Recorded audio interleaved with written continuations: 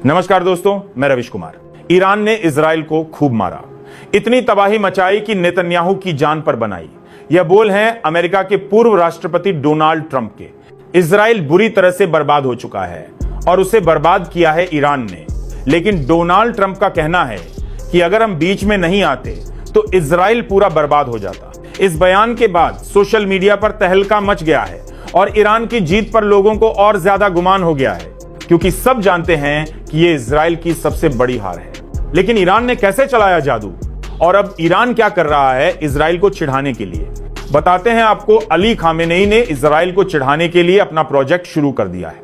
यह वही परमाणु प्रोजेक्ट है जिस पर ईरान फिर से काम करने लगा है और इजराइल को अपनी हर नजर उसमें लगानी पड़ रही है। फिलहाल वीडियो में आगे बढ़ने से पहले हमारे चैनल को सब्सक्राइब करें और हां, कमेंट बॉक्स में जरूर बताएं कि आप किस देश, किस राज्य से हमारी खबर देख रहे हैं। चलिए जान लेते हैं कि अब ईरान क्या कर रहा है जिससे इजराइल को जलन हो रही है। इजराइल ने पूरी कोशिश की कि वह ईरान के सबसे बड़े प्रोजेक्ट न्यूक्लियर बम को खत्म कर दे, लेकिन इतनी जंग लड़ने के बाद भी इजराइल के हाथ कुछ नहीं लगा और ईरान ने इजराइल को परेशान करने के लिए अपना कार्यक्रम फिर से शुरू कर दिया।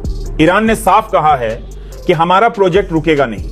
हमने अमेरिका से साफ कह दिया था कि हम अपने परमाणु कार्यक्रम को नहीं रोकने वाले। लेकिन इसमें इजराइल की सबसे बड़ी हार दिखाई दे रही है, क्योंकि इजराइल ने जिस लड़ाई की शुरुआत की थी वह प्रोजेक्ट तो अब भी चालू है। तो फिर इजराइल के हाथ क्या लगा? इतनी बड़ी जंग के बाद सिर्फ खाली हाथ। और दूसरी तरफ ईरान लगातार हमले की धमकियां दे रहा है कि अगर अमेरिका और इजराइल ने फिर कभी ऐसी गुस्ताखी की तो अंजाम इससे भी बुरा होगा। हम इससे भी बुरे हमले करेंगे और अंजाम फिर इजराइल के फाड़कर सामने होगा। ईरान एक ऐसा देश है जिसने उन तमाम मुस्लिम देशों की इंसानियत को जगाने का काम किया। 2 साल से हो रहे हमास और गाजा पर हमले, लेकिन तमाम लोग इजराइल का अत्याचार देखते रहे। लेकिन ईरान ने हिम्मत दिखाकर न सिर्फ इजराइल को बर्बाद कर दिया, बल्कि उन तमाम मुस्लिम देशों में भी हिम्मत भर दी। अब यमन के हूती विद्रोहियों ने ऐलान कर दिया है कि वह अपने हमले इजराइल पर तब तक नहीं रोकेंगे जब तक इजराइल गाजा पर हमले करना बंद नहीं करता और अपनी सेना वहां से हटाता नहीं। जब तक यह नहीं होगा हम हमले बंद नहीं करेंगे। 2 साल से गाजा पर हो रहे अत्याचार का अब बदला लिया जाएगा। इधर ईरान ने एक एक करके इजराइल के तमाम बड़े शहरों को टारगेट किया और तबाही मचाई।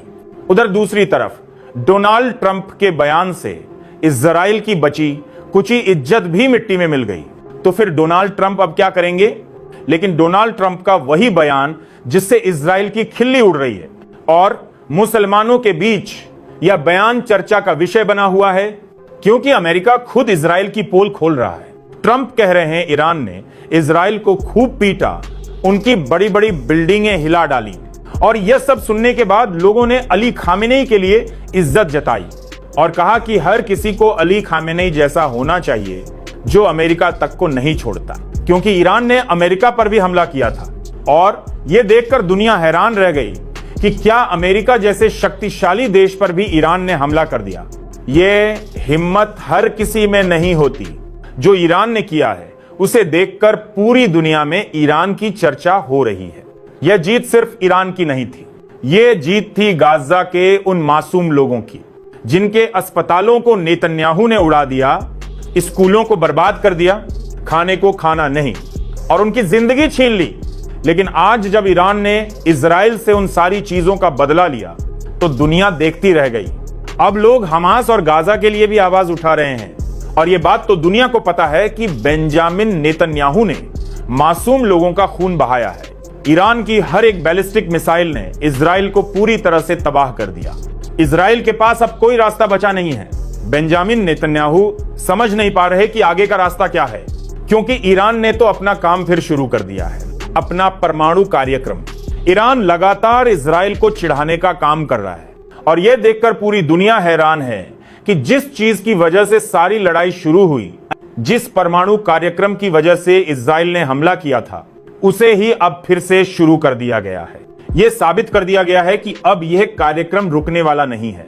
ईरान अपने मुकाम तक पहुंचना चाहता है और इसके लिए वह कुछ भी करेगा, चाहे अमेरिका बीच में आए, इजराइल आए या कोई और। ईरान रुकेगा नहीं।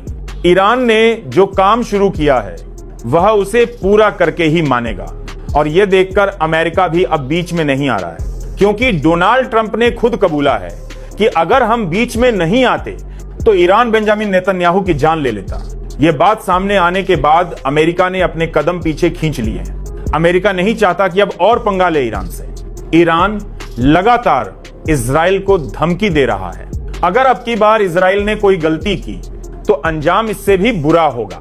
जो बचा है इजराइल वह भी खो देगा, और इजराइल ये गलती दोबारा नहीं करेगा, क्योंकि अब की बार तो अमेरिका भी इजराइल को नहीं बचाएगा। ईरान की शक्ति और ताकत देखकर हर कोई ईरान को सपोर्ट कर रहा है।